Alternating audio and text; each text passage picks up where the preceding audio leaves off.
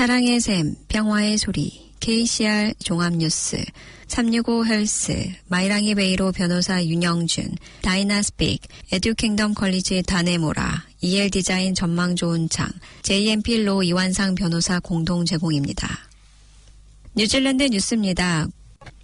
새로운 여론조사에서 국회가 교착 상태에 빠지고 선호하는 총리로에서 크리스토퍼 럭슨에게 나쁜 소식이 전해졌습니다. 새로운 여론조사에 따르면 극심한 불안과 인종적 긴장으로 국민당과 유권자들 사이의 허니문이 끝났으며 오늘 선거가 치러진다면 국민당은 국회에서 교착 상태에 빠질 것으로 나타났습니다. 포스트 프레시워터 스트래티지 여론조사에 따르면 국민당은 2023년 10월 선거 이후 4포인트 하락했습니다. 노동당은 4포인트 상승했고 대표인 크리스 힙킨스가 선호하는 총리로 국민당의 크리스토퍼 럭슨을 앞지르고 있어 2026년 선거가 매우 치열할 것으로 보입니다. 노동당은 2020년 50%에서 작년 27%로 득표율이 폭락하여 1969년 이후 두 번째로 최악의 성적을 기록했습니다. 크리스토퍼 럭슨의 국민당은 여전히 34%로 앞서 있지만 선거 승리 시 38%에서 하락한 수치로 럭슨의 리더십 스타일에 대한 우려를 달래기에는 역부족입니다.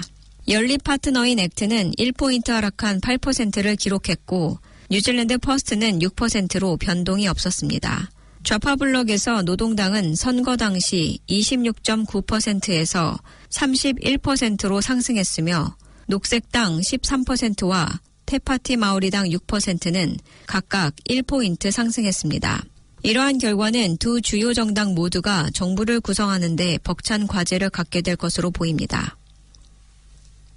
럭슨에게 더 큰 타격으로 여론조사에서 힙킨스가 42%로 선호하는 총리에서 단 1포인트 차이로 앞서고 있습니다. 두 지도자 모두 2023년과 비교했을 때 하락했습니다. 데이비드 시모의 인기는 가장 큰 타격을 입었습니다. 순 긍정적이 마이너스 24로 1년 동안 30포인트 하락했습니다. 이는 조약 원칙 법안에 대한 토론에 대한 대중의 반응을 반영한 것으로 보입니다. 부총리 윈스턴 피터스 또한 하락세를 보였습니다. 순 지지율 마이너스 22, 6포인트 하락입니다. 국민당의 전망은 여전히 좋지 않습니다. 거의 절반인 48%의 유권자가 국가가 잘못된 방향으로 가고 있다고 생각하는 반면 3명 중 1명, 35%만이 올바른 방향으로 가고 있다고 생각했습니다. 하지만 이는 2023년 8월 말에 실시된 여론조사에서 잘못된 방향이라고 답한 유권자의 64%에 비해 개선된 것입니다. 생활비 압박 완화는 유권자의 최우선 과제이며 그 다음으로 의료 및 병원 서비스 개선과 주택 공급 및 저렴성 개선이 뒤를 이었습니다. 일자리 창출과 실업률 감소는 작년 여론조사에 비해 13포인트 증가했습니다. 자신감이 생기는 영어 공부, 무료로 영어를 배워보세요. 다이나스픽, 한국어 문의는 027-225-1239로 하시면 됩니다. 감사합니다. 노동당이 다음 선거에서 자본이득세를 공약으로 내세울 것을 사실상 확정했으며 이르면 내년 중반에 세부사항을 발표할 수 있을 것으로 보입니다. 세금 문제는 노동당에게 오랫동안 골칫거리였습니다.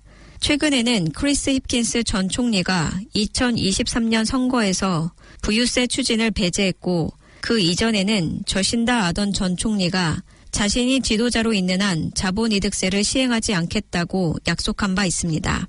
지난 주말 크라이스트 처치에서 열린 노동당 회의에 참석한 사람들은 RNZ의 공정한 세제 시스템이 그들에게 최우선 과제라고 말했습니다.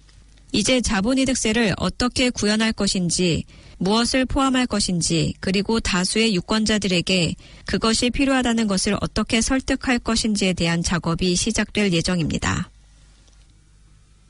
이번 블랙 프라이데이 날이 지난 긴 주말에 비해 전자거래가 17%나 급증했습니다. 전자결제 서비스 제공업체인 월드라인이 금요일부터 일요일까지 3일간의 데이터를 공개했습니다. 호텔, 음식 및 주류 매장을 제외한 핵심 소매점에서 지출된 금액이 1억 7,560만 달러였습니다. 이는 1년 전과 거의 비슷했지만 거래 건수는 증가했고 거래당 가치는 약간 감소했습니다. 광범위한 할인으로 평균 거래 규모는 지난 주말보다 증가했습니다. 그러나 전체 지출은 작년을 넘지 못했고 전국적으로 지출 패턴이 엇갈렸습니다. 일부 소규모 지역에서는 큰 증가가 있었습니다. 기스본의 지출은 거의 19% 증가했고 타라나키는 거의 14% 증가했습니다. 왕가누의 지출은 4.2% 증가했고 오타고에서 3.1% 지출이 증가했습니다. 가장 큰 감소는 오클랜드, 노스랜드에서 마이너스 1.5%, 웰링턴에서 마이너스 1.5% 소비가 감소했습니다. 오타고 농장에서 조류 독감이 또 다른 사육장으로 확산되었다고 뉴질랜드 1차 산업부 MPI가 확인했습니다. MPI의 수석 수의사 메리반 안델은 힐그로브 에그팜에서 8만 마리의 닭을 도살해야 하며 이는 이전에 발표된 4만 마리에서 2배 증가한 수치라고 말했습니다.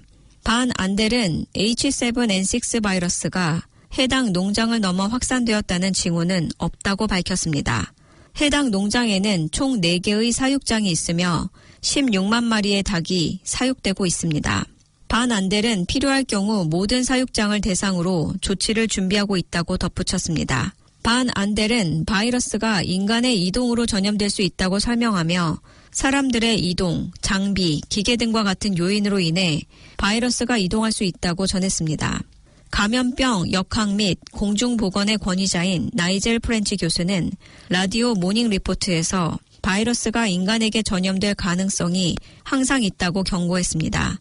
한편 이번 발병이 달걀 부족으로 이어지지는 않을 것이라고 니콜라 월리스 재무부 장관은 밝히고 식품 안전에 대한 우려는 전혀 없으며 이번 바이러스가 사람들에게 영향을 미친다는 증거도 없다고 강조했습니다.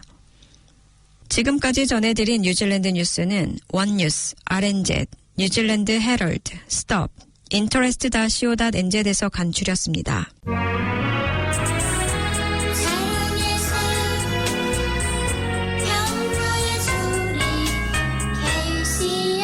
가톨릭